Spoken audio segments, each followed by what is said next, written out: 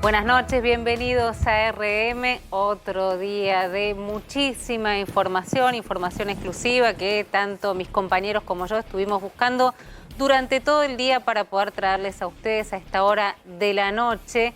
Y además está sentado con nosotros hoy un hombre clave para analizar parte de lo que está sucediendo. Es el ex canciller Jorge Forí. Hoy fue un día muy importante para la política internacional, la Asamblea de Naciones Unidas, la asamblea anual, la primera intervención que tiene en este foro el presidente norteamericano, y la Argentina no estuvo.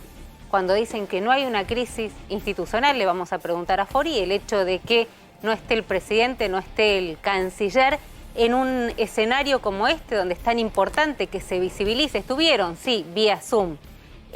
No es lo mismo que participar y que estar en el foro. Le vamos a preguntar a Forí si esto es tan grave, por lo menos como a mí me parece, o es una cuestión anecdótica teniendo en cuenta lo que está pasando en la Argentina, que entre otras cosas involucra, por supuesto, anuncios económicos previos a las próximas elecciones el 14 de noviembre. Jairo, ¿con qué vas a ir? Sí, vamos a estar contándote cómo se va a estar configurando la búsqueda de alegrarle un poco la vida a la gente con fines electorales. Cualquiera podrá verlo, del barbijo al bolsillo. Hoy, nuevo piso para que te paguen el sueldo descontándote ganancias, nuevo mínimo también a nivel salario mínimo vital y móvil, y atención, una moratoria con perdón fiscal que abarca a todo el mundo, hasta los bomberos. Y hablando de bomberos, están tratando de apagar el incendio, por lo menos de no tirar nafta al fuego desde Juntos por el Cambio. Javi. Reunión hoy primera de Mesa Nacional de Juntos por el Cambio después del triunfo electoral del domingo 12. Parece que fue hace un año. No, fue hace 10 días. En esa primera reunión, en un hotel céntrico, estuvieron todas y todos. Y casi todos se pusieron de acuerdo en pintarse la cara para lo que viene el 14 de noviembre. Pintarse la cara, pregunto, digo, adelantándome porque me tenté, digamos, pero pintarse la cara un poco es anticiparse a esta percepción que tienen que pueden llegar a haber algún tipo de fraude o robo en las urnas. Bueno, eso es lo más extremo. Lo menos extremo es toda la catarata de dinero que está poniendo el gobierno y que va a poner el gobierno para tratar de dar vuelta a la elección. Vamos a contarles en este arranque de RM el gabinete que no fue. Y la verdad es que no queremos mirar para atrás, queremos mirar para adelante. Y vamos a contarles sobre el gabinete que no fue, porque es el gabinete que todavía podría llegar a ser. La historia empezó después de la paliza brutal para el gobierno, para el Frente de Todos, para la propia Cristina, lo venimos discutiendo acá mismo, la vicepresidenta, en las elecciones del domingo. Y se había consensuado el martes a la noche, entre Alberto Fernández y Cristina Fernández de Kirchner, un gabinete. Entre los dos habían pergeniado un gabinete que se iba a anunciar el día jueves. Estaban de acuerdo, nos podrían haber ahorrado la angustia, la expectativa, el estar todo el día mirando la tele, escuchando la radio, siguiendo los portales para ver qué era lo que estaba pasando. Nos podrían haber ahorrado un montón de tiempo si ese gabinete tal vez se hubiese anunciado, pero sobre todo por la forma en la que se habían puesto de acuerdo. ¿Cuáles eran las sorpresas de ese gabinete? Bueno, básicamente dos. La primera, Sergio Massa. Muchos se preguntan por Sergio Massa, el gran mediador en esta crisis. Iba a tener un rol, atención, digo iba porque no lo tuvo en este gabinete que juró cuando fue ayer, ¿no? Ya estoy perdida con los días. Ayer a las 4. Ayer a la tarde. Pero nada indica que después del 14 este gabinete no vuelva a resurgir. Sergio Massa como un superministro de Economía y además como un referente para el jefe de gabinete. Entraba, Sergio Massa estaba calentando en el banco para entrar como superministro de Economía de la gestión de Alberto Fernández. El otro del gabinete que no fue Daniel Scioli, que había sido, por lo menos para Alberto Fernández y Cristina Fernández de Kirchner, elegido como el futuro canciller, lugar que terminó ocupando Santiago Cafiero para no dejar del todo el gobierno de Alberto Fernández y poder seguir acompañándolo y que Alberto Fernández lo muestre como no entregué, cuestión que discutíamos ayer con mis compañeros, a todos los míos. ¿Qué fue lo que pasó? Si el martes estaban de acuerdo, se iba a anunciar el jueves, después el resto quedaba, iba a estar Manzuri, va a estar Aníbal Fernández, creo que es el más activo, por lo menos junto a los dos, Manzuri y Aníbal Fernández parecen ser los más activos del gabinete. Bueno, se habían puesto de acuerdo, había malestar, había mucho malestar por parte del kirchnerismo por el resultado, en parte se lo adjudicaban a la mala gestión al propio Alberto Fernández, no a la mala gestión del frente, pero se habían puesto de acuerdo. ¿Qué pasó? Y acá te lo cuenta Jairo en una línea. Salió el miércoles a hablar Guzmán. ¿Y cómo se tomó? Como una provocación insoportable. ¿Qué dijo?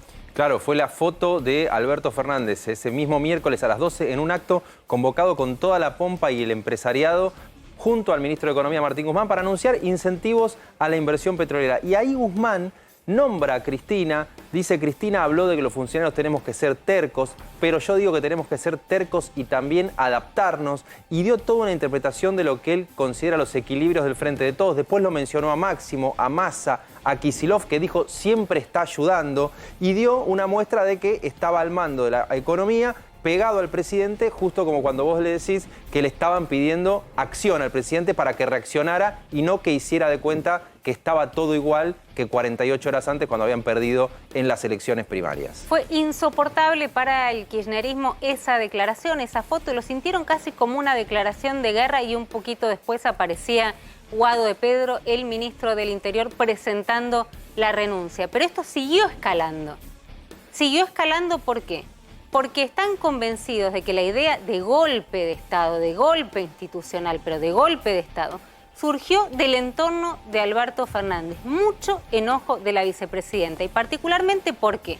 Por la sensibilidad o la insensibilidad de quienes utilizaron estas palabras cuando dentro del gabinete, a ver si tenemos las fotos, están entre otros estas caras. Pero hoy lo vemos al propio Guado de Pedro, que presenció y estuvo cuando mataban a su mamá. Está Juan Cabandier, nacido en cautiverio. Está Fernanda Raberta, criada en la guardería de Cuba. Está Pietragala.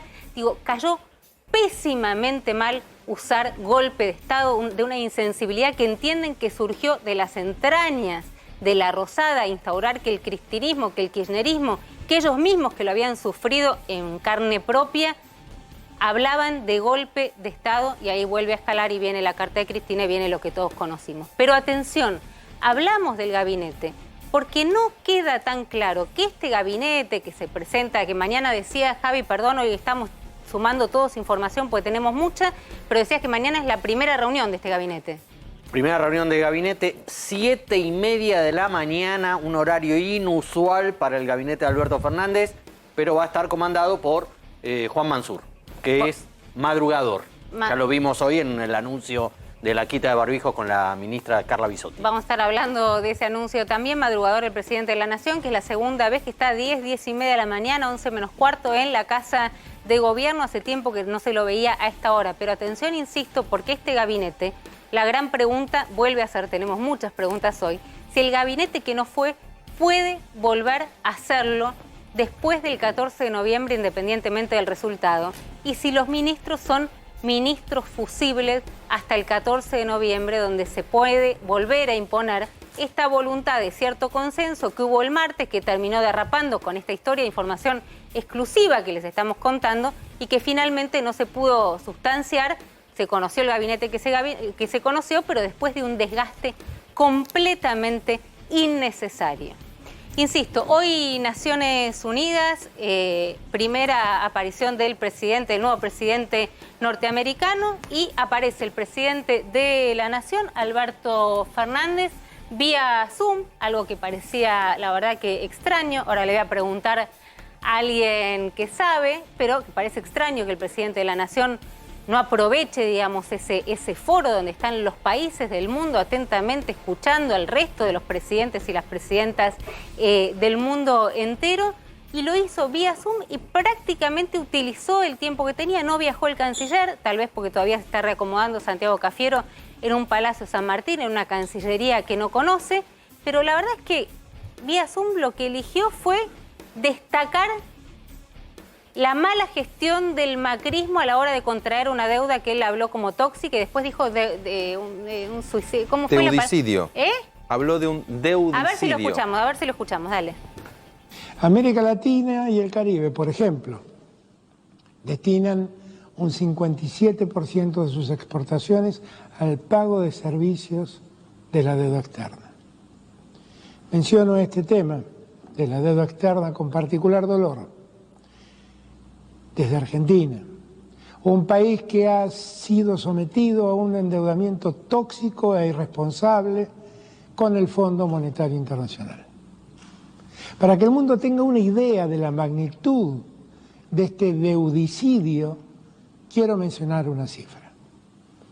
Los recursos aprobados por el Fondo Monetario Internacional a la Argentina en esta deuda insostenible fueron de 57.000 millones de dólares.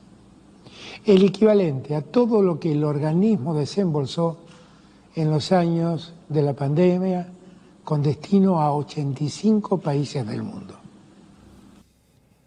Bueno, esto decía Alberto, deudicidio, no me salía, gracias, una especie de suicidio con la deuda, ¿no?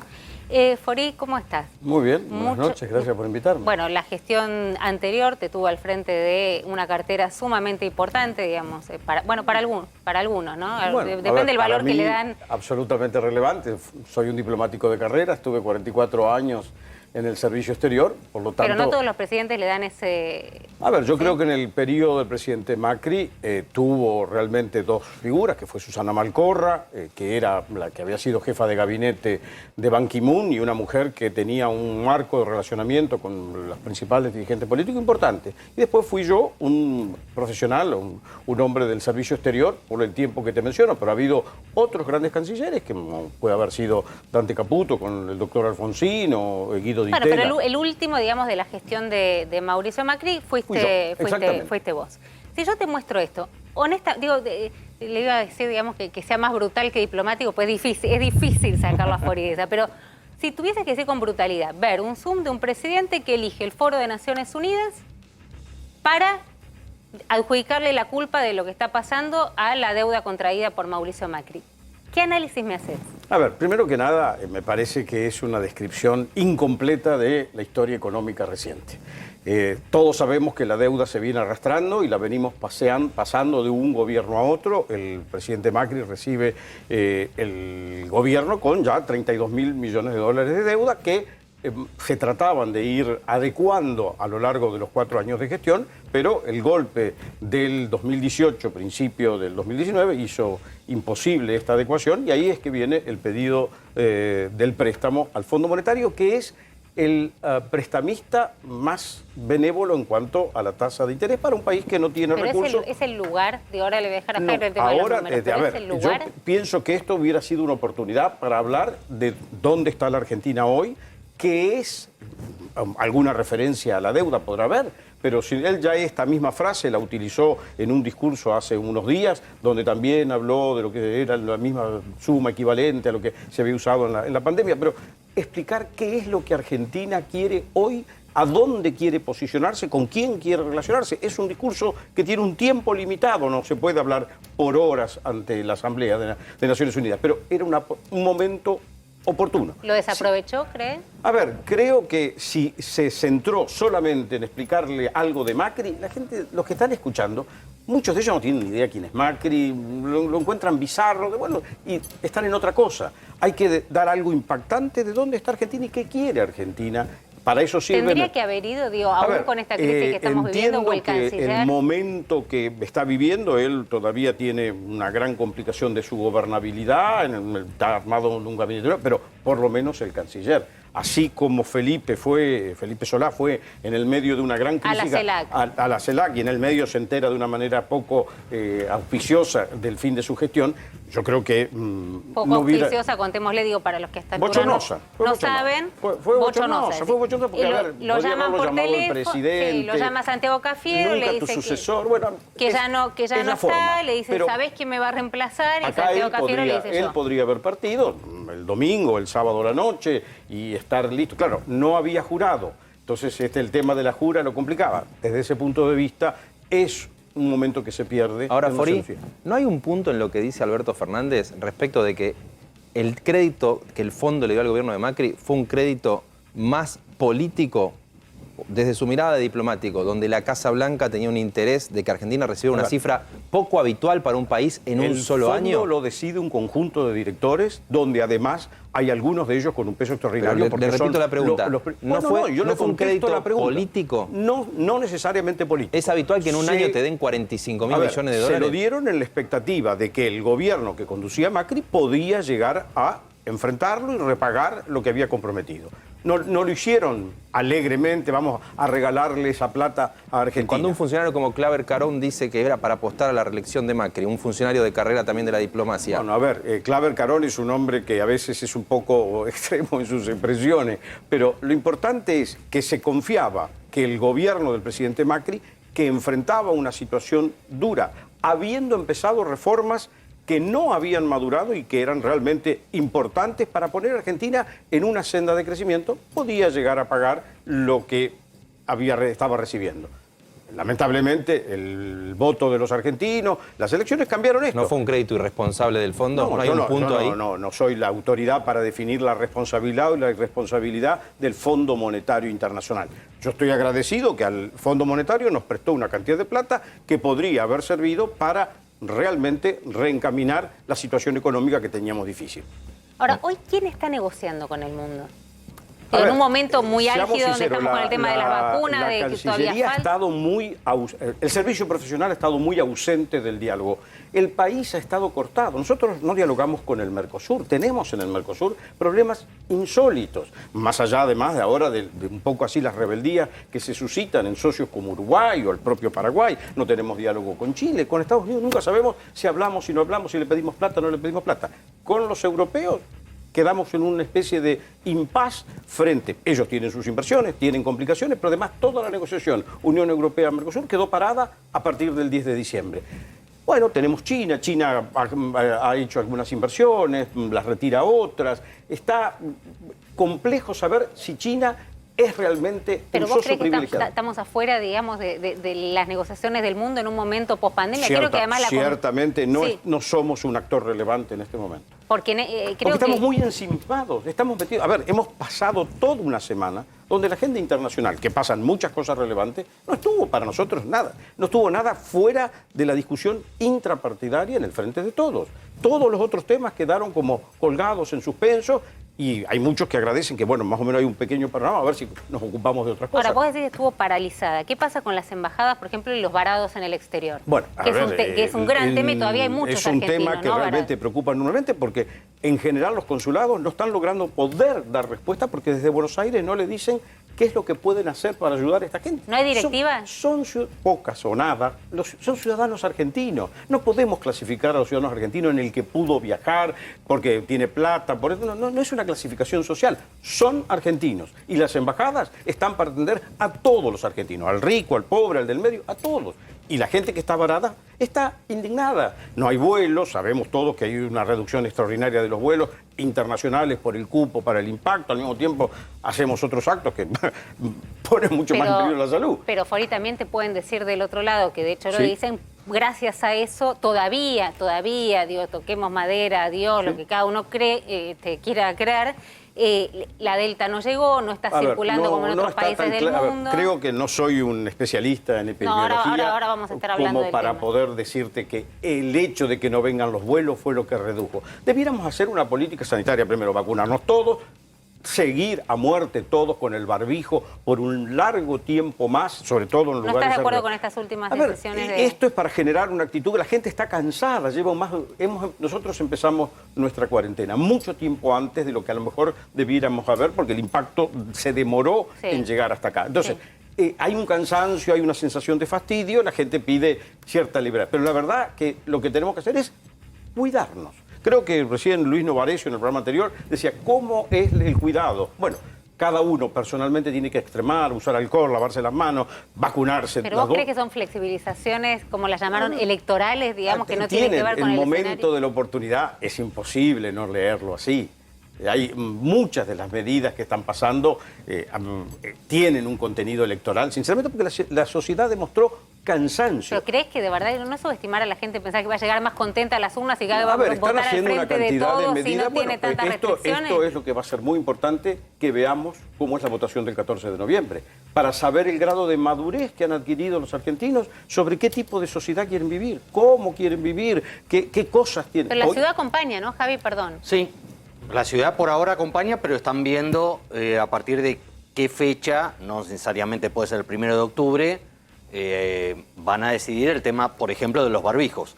Cada distrito, la ciudad de Buenos Aires, la provincia de Buenos Aires, la provincia que fuera, decide sobre si acata o no las sugerencias, como Estado federal que somos, del gobierno nacional. Lo que tenemos que recuperar es la productividad y para eso hay que trabajar y hay que flexibilizar condiciones para que la gente pueda operar. Fori, cuando uno lo escucha a Macri en algunos foros internacionales hablar de que Argentina es parte del avance del castrochavismo, Argentina es parte del... ¿eso usted lo comparte? A ver, yo creo que en América Latina tenemos un movimiento en este momento donde se condona represiones que hace, está claro, y el informe de Naciones Unidas, no de la OEA, porque la OEA no la quieren ni escuchar hablar, de Naciones Unidas, presidido por Michelle Bachelet, ha dicho que las violaciones terribles... Que Argentina viene votando acompañando esos informes. Venezuela. Está bien, pero a ver, esto es una manifestación clara. En lo que pasa en Nicaragua es terrible. Hemos puesto preso a todos los que son los candidatos para que ninguno me dispute. Está claro que el pueblo cubano ya no puede hablar, que se ha manifestado. Entonces, hay una tendencia de un cierto sector de partidos de izquierda que dicen, no, acá no vamos a respetar la democracia, no vamos a respetar la libertad, vamos a ir por todo y ocupamos el gobierno permanentemente. Esta tendencia, que algunos asocian con el Castro, otros el castrismo, otros lo asocian con el chavismo, es algo que está hoy vigente en muchos países de América Latina y hay una discusión filosófica o política, llamemos filosófico-política, sobre qué es lo que le está pasando. Pero no queda Macri bandeado en un costado cuando él cuestiona esos avances contra la democracia en Nicaragua, como usted dice, Cuba, etcétera, pero no vio, por ejemplo, golpe de Estado en Bolivia. A ver, ahí hay una sucesión en Bolivia, que es lo que estamos discutiendo desde el cambio de gobierno. Ellos siguieron su mandato constitucional. ¿Usted recuerda lo que fue el 2001 aquí en la Argentina? 5 presidentes se sucedieron en función de que nuestra Constitución, entonces se va uno, Evo viene el Morales otro. se tuvo que ir porque si no lo mataban. No, acá a ver, ningún presidente se tuvo que ir porque si no lo mataban. Nunca sabemos cuál hubiera sido la situación. No, pero es distinta la situación. A ver, acá hubo una asamblea que eligió un sucesor. Lo de que a Evo Morales lo mataban era una cosa que él estaba en una situación complicada, no tenía los apoyos que él entendía. La verdad que lo de la muerte de él o de la amenaza de vida de él es una cosa que no está tan clara. Él, en el momento en que se va, además sus hijos se refugian en la Embajada Argentina. No es el 2001. No es el 2001 Argentina. Pero bueno, pero a ver, lo que estoy diciendo es, el 2001 es una sucesión constitucional. En Bolivia se fue el vicepresidente, el vicepresidente que se va con él, se va la primera candidata, o sea, la que es la vicepresidenta provisional, llamemos en el Senado, queda la señora Añez. La sucesión es la que establece la Constitución de Bolivia, que le faltó el apoyo de las Fuerzas Armadas, que le faltó el apoyo que lo desplazaron de la fuerza sindical. Está bien, pero es de la vida política de Bolivia. ¿Usted cree que digamos, sería injerencia en no es los por asuntos? injerencia. Lo importante es defender la libertad, la democracia, y ahí Pero la lectura que hacen sería una injerencia, digamos, en los aquel asuntos momento internos de otro nosotros país. entendimos que realmente entre ellos estaban tratando de llevar adelante una situación muy complicada. Porque Y eso significaba incluso el envío de armas argentinas. Nosotros, que yo sepa, no hemos mandado armas. No, pongámonos de acuerdo. No confundamos las armas con el equipamiento antimotín. Son dos pertrechos. Equipamiento antimotín. Muy bien. A ver, el equipamiento antimotín, ¿qué parte? Es el que lleva la Gendarmería en uso de las funciones que tiene cuando se pide, que lo pido yo desde la Cancillería, que la Embajada y el Consulado en Santa Cruz de la Sierra estaban muy inquietos porque eran atacados, porque había... El gobierno de Bolivia dice otra cosa. Bueno, a ver, el actual gobierno de Bolivia. Está bien, pero cada uno lee la historia según... Si usted le pregunta a la gente que estaba con Adolfo Hitler, no, bueno, ellos no. No, por favor. Cada uno hace una interpretación de la historia según como la mira. En aquel momento... No es muy feliz comparar al gobierno boliviano. No estoy comparando al gobierno. Lo que estoy poniendo de relieve es que la historia la lee cada uno como entiende. Y en aquel momento nuestro embajador nos decía, miren, la situación es muy insegura, hemos tenido ya algunas amenazas en la residencia, hemos tenido amenazas en el consulado, estaban inquietos, era visible, lo veíamos por televisión. Se le dice al Ministerio de Seguridad, miren, realmente va a ver si podemos reforzar la dotación de seguridad que existe de Gendarmería siempre. Jorge, ahora en un minuto te voy a preguntar, ¿conoces como pocos, digamos, el cuerpo de Cancillería, lo que es la gente que trabaja, tantos hombres y... No tantas mujeres, ahora últimamente más mujeres, pero digamos que más... La carrera diplomática tiene muchísimas mujeres. Sí, ahora por suerte sí. Cuando yo me recibí quería entrar a Cancillería, la verdad que era casi un 50% era muy de las nuevas poquita. camadas Pero quiero son mujeres. preguntarte, digamos, a esa gente formada en lo que tiene que ver con la política exterior, que la convocan, como solés decir, esos asuntos, ¿cómo le cayó la designación de Santiago Cafiero? Espera un segundito porque tenemos un urgente. A ver. A ver. Para ahí.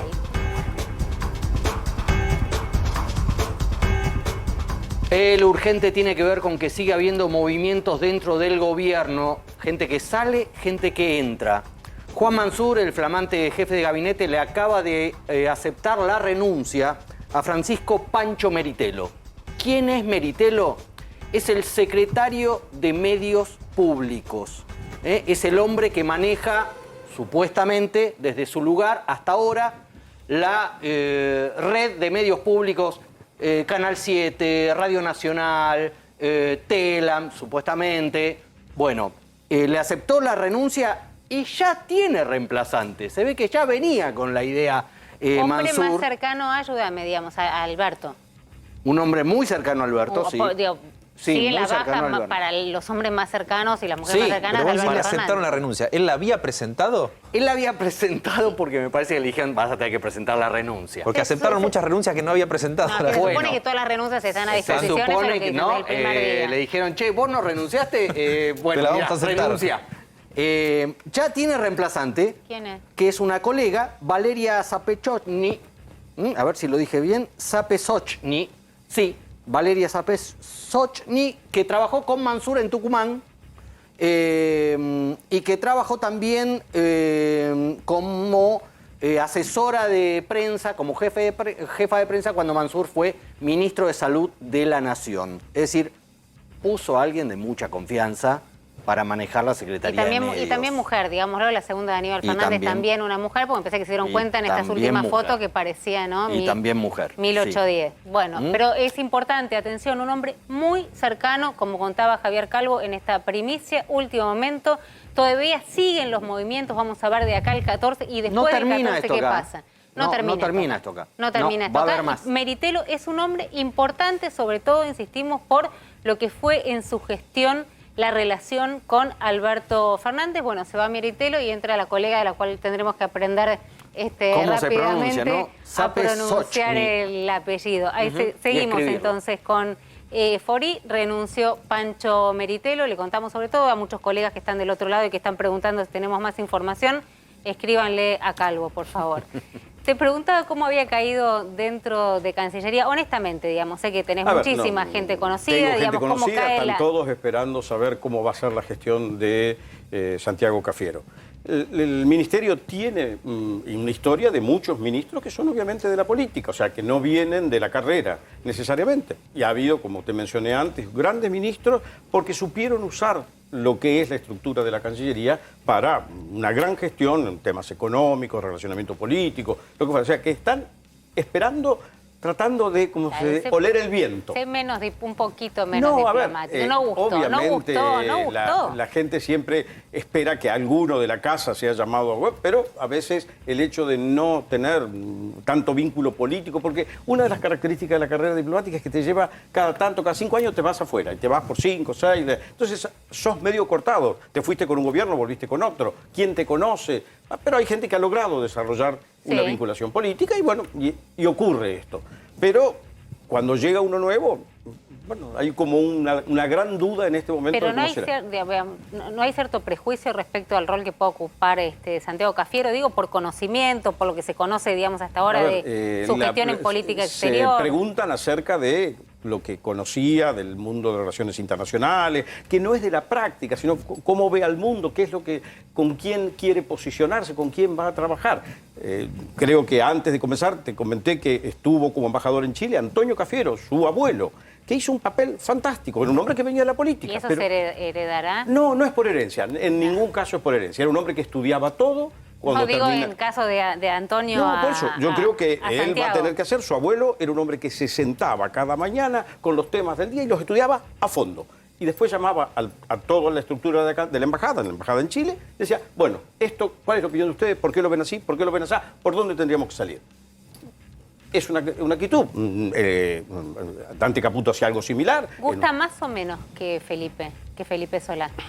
No sabría decirte porque no tuve casi ningún contacto con Felipe. Yo le dejé una carta, nunca tuve ninguna respuesta. ¿No te contestó?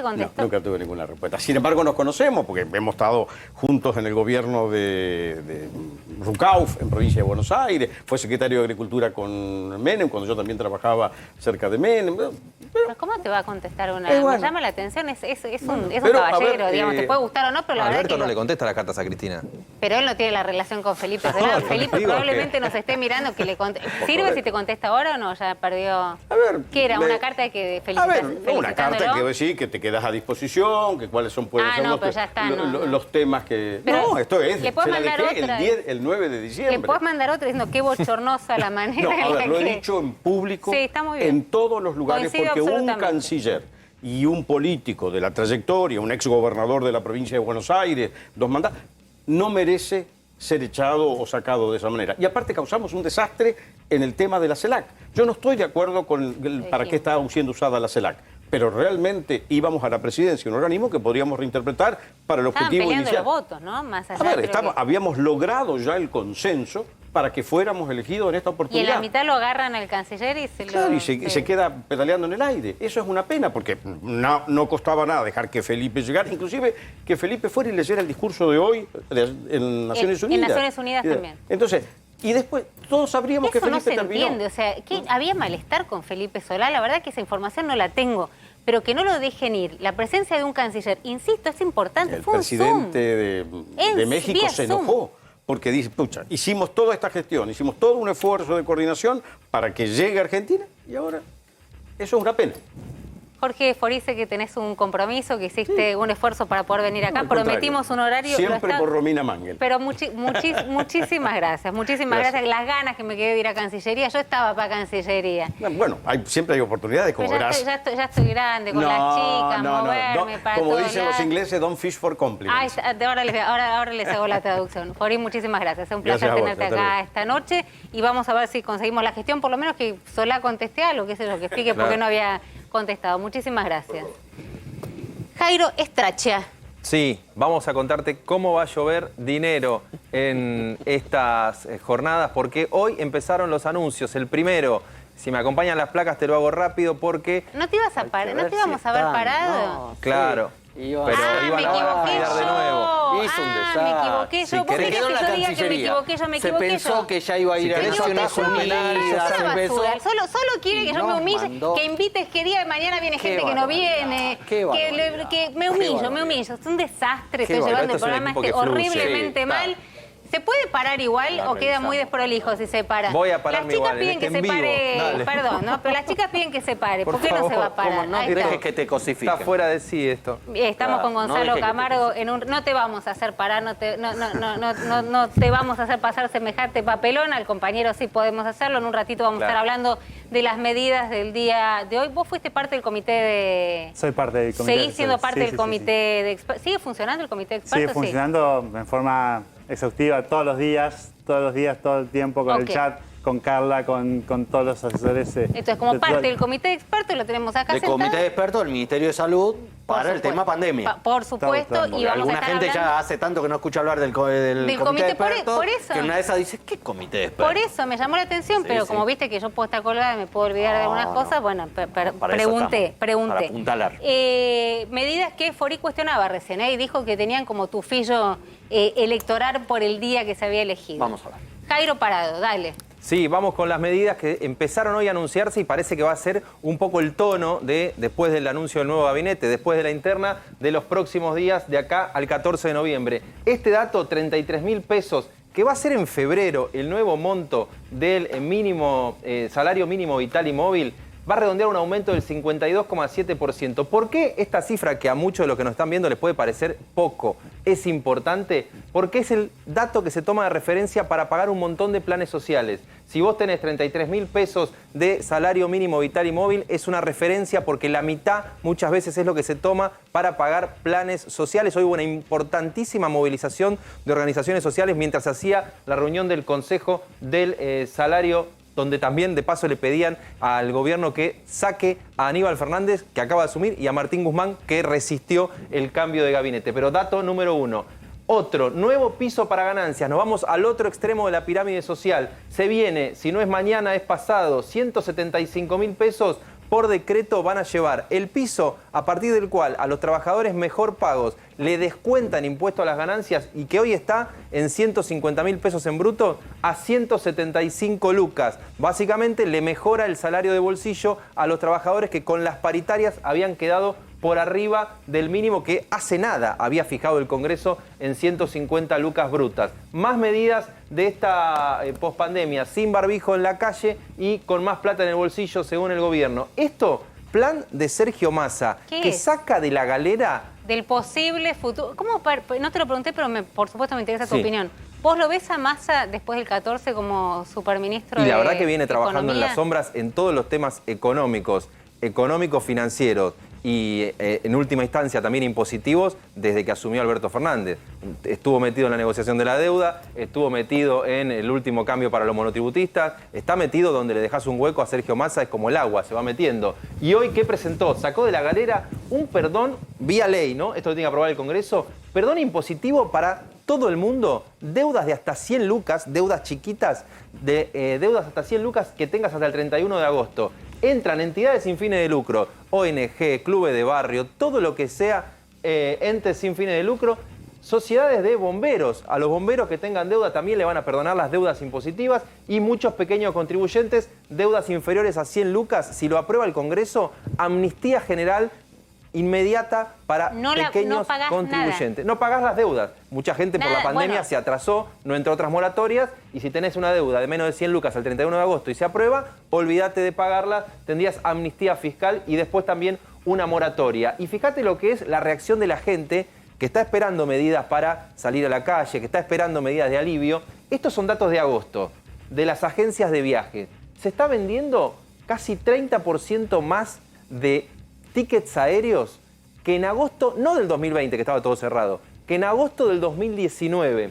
Y mirá, ¿por qué te traigo esto? Porque el 90% de las ventas de paquetes aéreos se están haciendo con un plan oficial que se llama previaje, que si vos te anotás por la web y anotás a tu proveedor, te pueden devolver el 50% de lo que vos gastás y lo gastás en vacaciones el año que viene. O sea que con nuevo salario mínimo, piso de ganancias más altos, con moratoria y amnistía fiscal para todes y previaje, el gobierno no solamente le saca el barbijo a la gente en la calle, le está poniendo plata. Algunos dicen que con capacidad de emitir 420.000 millones de pesos. ¿Hay con qué?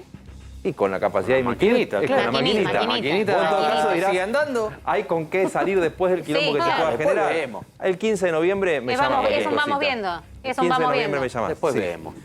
Javi Calvo hablaba hace un ratito de la reunión de Juntos por el Cambio, se juntaron hoy, hablaron de muchas cosas, decías, la de Máxima es cierto, por lo menos dejaron trascender cierto temor que puede haber choreo, algo que no viene pasando, que la Argentina me parece que Por ya eso hace me gustaría andar tiempo. con cuidado respecto a pero lo dije, alimentar pero esta, no sos esta vos, idea. digo, vos contás lo que pasó en la reunión. Sí, claramente la gente de Juntos por el Cambio, hoy estaban todos, si tenemos las fotos por ahí, Macri, Vidal, Bullrich, Larreta, Lustó, Cornejo, todos se abrazaban, todos se besaban, qué linda es la primavera, que todo el mundo se quiere, aún los que se detestan, en el gobierno, en la oposición, bueno, todos son sonrisas, pero se viene la vuelta que vale, que es la del 14 de noviembre, y entonces Patricia Bullrich salió claramente a plantear ahí que hay que pintarse la cara, cuidar las urnas, cuidar los procesos electorales, auditar al gobierno en qué gasta, en qué no gasta, en toda esta plata que está diciendo el amigo Jairo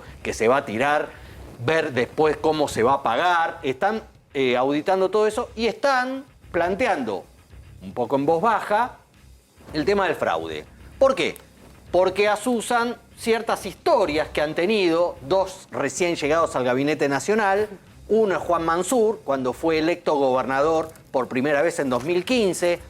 Hubo quema de urnas, hubo algunas cosas de esas que desde la Ciudad de Buenos Aires las vemos y decimos, ¿y esto pasa en un lugar del país? Catamarca, Tucumán, otros lugares también pasan estas cosas. Bueno, ojo, ponen una lupa ahí. Y ponen una lupa en aquella denuncia que le hizo el también recién integrante de sumarse al gobierno, Julián Domínguez, en aquella paso que hizo con Aníbal Fernández, también flamante funcionario de nuevo, en donde Julián Domínguez dijo que en esa paso que perdió en la provincia de Buenos Aires por la gobernación con Aníbal Fernández, el nuevo ministro de Seguridad le había metido la mano en las urnas. Pero eso fue antes del asado. Antes de la reconciliación, Aníbal Fernández dijo que eso es un disparate, lo trató de traidor, lo trató. Pero bueno, todos nos queremos, es primavera, amémonos, querámonos. Lo cierto es que Juntos por el Cambio, claramente, más allá del tema de la posibilidad de un fraude, insisto, tengamos cuidado con esto porque no hay fraude en la Argentina. Hay picardías, fraude no, el que gana, gana. Es así, el que gana, gana. No hay fraude. Pero sí quedaron claros de que van a endurecer el discurso. Uno de los que levanta esa bandera con mucha fuerza es el flamante candidato a senador Luis Juez por Córdoba, en donde no tiene pruritos en hablar del gobierno como el enemigo. Ya no el adversario, el enemigo. Bueno, hablábamos de prudencia, también se le pide claramente se va a poner difícil a la campaña. Oposición. ¿Cómo estás? Hola, un gusto estar acá. Buenas noches. Feliz primavera, ¿viste? Nadie dice feliz primavera, por lo menos. Feliz primavera y feliz Día de la Sanidad. Hoy es el Día de la Sanidad, así que aprovechamos para saludar a todo el personal mucho más sanitario importante, que por tanto supuesto, esfuerzo ha puesto en esta pandemia. por todo el esfuerzo que hizo, y un por homenaje supuesto a todos que los sí. que han dejado cuerpo, alma y a los que hemos perdido también en el camino. Nuestro mayor homenaje, la verdad que es importante que lo tengamos en cuenta. Lamentablemente demasiados, ¿no? Hasta que pudieron estar vacunados y tener la prioridad de estar vacunados. Sí, pero no te olvides que no solamente está la parte de salud, o sea, de salud física, sino otra parte de salud emocional. O sea, no tenemos que perder en cuenta todo eso. O sea, todos los que seguimos trabajando sin tener ningún tipo de premios, porque los premios se han ido diluyendo en el tiempo.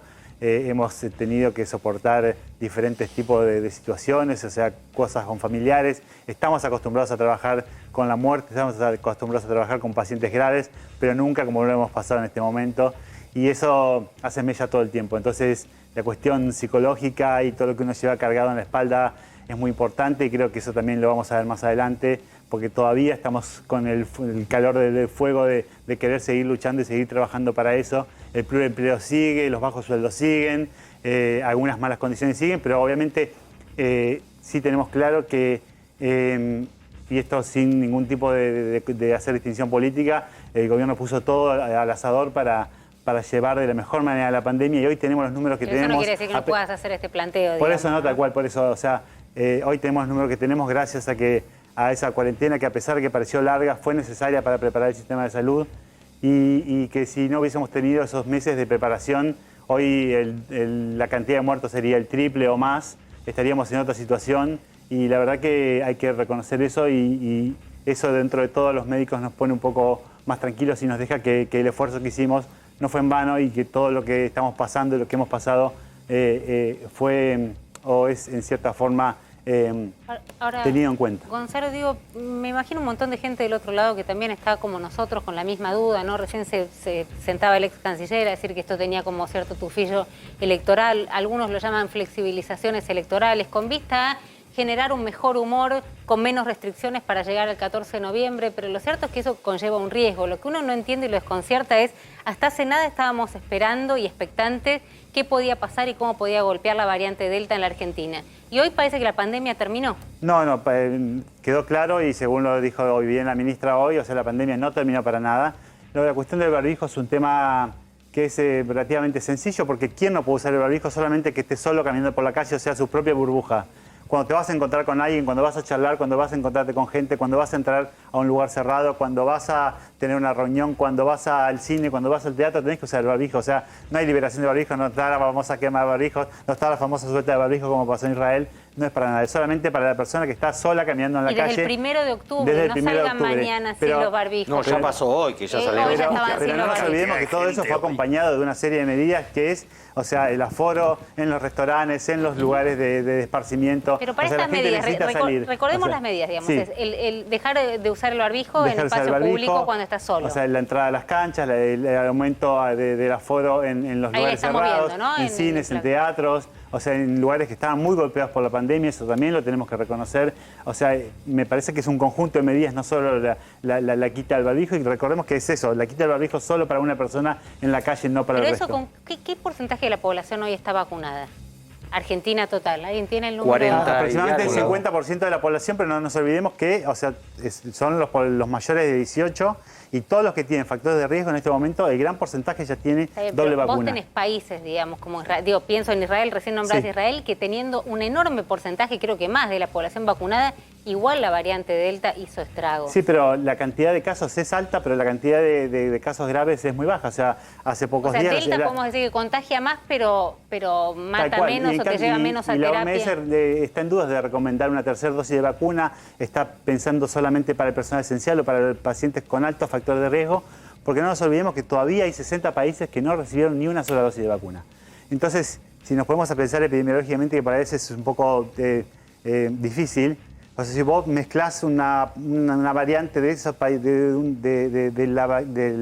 del virus de ese país con alguien que tenga 3 dosis de vacuna, o sea que el virus se prepara para entrar a atacar a alguien que tenga 3 dosis de vacuna y combinás todo eso, puede salir algo muy letal que después no le puede servir a nadie y tengas que seguir vacunando a mayor cantidad de gente y eso puede transformarse en una bola muy terrible y muy letal desde el punto de vista infectológico, ¿no? Muy severa. Pero entonces vos, si la OMS está pensando seriamente en no recomendar una tercera dosis. En este debate que planteaba Romina, si vos ves los datos sanitarios, no sé, de estos días, hoy la ciudad tuvo 0 muertos, creo, el fin de semana había provincias que tuvieron 10 casos, esos números, con este números te nivel de permiten hoy en vacunación, día, tal te cual. permiten hacer esto. Tal cual, o sea, por eso cuando hablamos de por qué pasó con la variante Delta en Argentina, o sea, las restricciones al ingreso del país, que obviamente no fueron simpáticas, a nadie le pareció simpático que no dejen entrar, gente que está bien, no sé, el canciller decía hoy que no podemos distinguir entre ricos y pobres, pero todo el mundo sabía que había riesgos si uno podía irse del país y lo firmó antes de irse del país, así que cada uno ¿Vos es crees que responsable. sirvió, digamos, como médico, como parte del comité asesor, el hecho de no dejar entrar a los argentinos que salieron después de determinada fecha? ¿Vos crees que ayudó? Obviamente. A que no ingresara totalmente. O sea, seguís apoyando cerrar las fronteras, porque los casos que aparecieron fueron de gente que había viajado. Los únicos casos que aparecieron, y obviamente después empezaron a aparecer muy pocos casos que no tenían relación con viajeros. Pero todos los casos del principio Pero fueron... ¿se puede descartar que venga la Delta? Digo, yo soy mamá del colegio donde entonces, fue el brote de Delta, digo, discúlpame, 60 y un pico de segundo. casos. O sea, restricción a la entrada de viajeros, cierre de fronteras, control sanitario, vacunación. Entonces eso nos permite, o sea, nadie te puede decir que de acá a un mes tengamos que volver atrás con algunas medidas. Pero mientras tanto aprovechemos esta oportunidad, tenemos un horizonte, o sea, aprovechemos esto, estamos mejor vacunados que hace un mes, con porcentaje de población. No tenemos variante Delta circulando o en muy pocos casos. Entonces, aprovechemos este momento para que la gente pueda, o sea, salir, mejorar el esparcimiento y de esa forma también esas estructuras que han venido perdiendo durante mucho tiempo, lo que es teatros, cines, restaurantes y todo lo demás, puedan tener algo de ingreso como lo va a tener el resto de la gente con el resto de las medidas que está tomando el gobierno. Entonces, pero me digamos, parece me que está aterra como la falsa percepción de, bueno, ya estamos tranquilos con todo esto. Digo, Pero es que no, que en ningún y momento que eso pueda generar... se relajó, o sea, a ver, Y las todos medidas se vemos los fines de semana la gente en las calles y en los parques circulando y no hay aumento de casos, entonces eso te da la pauta de que los contagios no está ahí, o sea, ¿dónde están los contagios en los lugares cerrados? Entonces se sigue haciendo hincapié de que mejoremos eso, tratemos de proteger eso. Que, por ejemplo, el que vaya al cumpleaños de 15, que el que vaya al casamiento, como dicen, ya actualmente con la invitación al casamiento te dice que para confirmar tu presencia mandes tu certificado de vacunación. Sí. Es fabuloso. Sí. O sea, porque te da seguro a vos y a la gente que vaya. Y que no que pase como apenas comenzó la pandemia, que un cumpleaños de 15 salieron 150 personas y de los cuales 40 se murieron. O sea, eso no se sabe, pero eso pasó al principio de la pandemia. Entonces, es fundamental todo esto y que es fundamental y súper importante la cantidad de gente que está vacunada. ¿Hay riesgo de marcha atrás? Siempre que se toma una medida hay posibilidad de volver atrás. Porque si hay posibilidad de mayor caso de variante Delta, en algunas cosas va a haber que volver marcha atrás. Pero no te olvides que, insisto, de lo que iba a contarte antes, que la semana pasada yo tengo una prima que vive en Israel y ellos, o sea, están vacunando con tercera dosis solo a gente con muy altos factores de riesgo, solo menos del 10% de la población. El resto han tenido muchos casos, pero 0 muertos. Entonces la variante Delta es más contagiosa, pero aparentemente con las 2 dosis de vacunas, que por suerte gran parte de la población tiene, no es tan peligrosa y si le ataca a gente joven pasa casi desapercibido. Entonces estamos en un momento que podemos darnos ese cierto lujito de decir, podemos ir un poco más al cine, podemos ir un poco más al restaurante, podemos ir a la cancha de fútbol que tanto la gente quiere. Abrimos un poco ahora que podemos, Tal después cual, vemos. tal cual. Y ponemos la mirada en el horizonte de seguimos vacunando y tratamos de estar mejor entre todos y esto volvemos siempre a la responsabilidad individual, ¿no? Todo esto depende de lo que haga cada uno. Desconfío tanto de la responsabilidad individual, me parece. Bueno, que pero vos fíjate que a pesar de todo no nos ha ido tan mal. O sea, yo creo que y sigo confiando que la gran mayoría del pueblo argentino, vos fíjate que ha cumplido, o sea, y lo que se ve afuera, obviamente, todo el mundo tiene ganas de ver a sus familiares, de reunirse, pero fíjate que lo hicieron en lugares abiertos, y eso está bien, o sea, que la gente haya salido a reunirse en lugares abiertos está bien, o sea, no lo hizo en su casa, no se encerró, o sea, salió afuera, salió a pesar del frío, a pesar del clima, y quizás se engripó por eso, y después hubo casos, pero el 90% de los casos de cuadros gripales en este momento, 98% fueron cuadros gripales habituales, tanto en los chicos como en los grandes. Entonces, por último, los casos no tienen que ver otra vez que se planteó, digo, te pido que seas breve, porque nos estamos yendo, pero no quiero dejar de preguntarte, además estamos todos muy expectantes sobre este tema, creo que fue el tema del día junto con el económico. Me olvidé que iba a preguntar. Bueno, pero lo que puedo decir que para mí puede ser la vacuna. Me di la vacuna y quedé como que... ¿Cuándo te diste la vacuna? Segunda, la moderna, hace de 4 días. Me estoy No, olvidando pues de todo. ya está. No le eches la culpa a la vacuna. No le eches la culpa a la vacuna. No, los testeos. No es que no hay pocos casos porque hay pocos testeos, perdón. No, para nada. Pues se está testeando mucho. Es una falacia eso, digamos. Totalmente. Aparte, hoy en día todo el mundo, o sea, hay tanta cantidad de test por todos lados, de saliva, de antígeno, de PCR, y los tenés a mediodía, el otro día, o sea, la gente se testea antes de viajar. No, para nada. Y aparte, como te digo, o sea, el 98% de los casos de gripe y de cuadros de congestión en los chicos en este momento es de cuadros habituales de chicos y cuadros habituales de grandes. Así que, no, lo importante es seguir cuidándose y seguir consultando. Gonzalo Camargo, muchísimas gracias. No, por favor, un gusto que me hayan invitado. Estado acá, en un día como hoy. Muchísimas gracias de nuevo y de nuevo un homenaje para el personal de salud. Por haber estado. Señores, muchísimas gracias. Gracias por las flores a mis compañeros por favor, trajeron siguiendo una vieja tradición que acá aceptamos. Lindo ramo de flores de parte de mis compañeros, de Pablito. Muchísimas gracias, lo dejamos afuera, de verdad. Lograron conmoverme, gracias. Lograron conmoverme. Sí. Hasta mañana a las 10. No vamos a contarles 22. Quién viene mañana a las 10, olvídense, no les vamos a contar absolutamente nada.